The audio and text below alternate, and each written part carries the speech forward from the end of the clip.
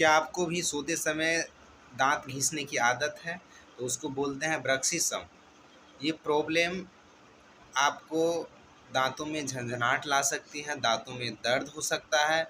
अगर आपको इस प्रकार का प्रॉब्लम है तो आप डेंटल के क्लिनिक में विजिट करें, दांतों के डॉक्टर के पास, और ये प्रॉब्लम बताएं। आपको रात को सोते समय नाइट गार्ड देंगे जिसको लगा के रात को सोना है। ये प्रॉब्लम आपको ठीक हो जाएगा। ओके।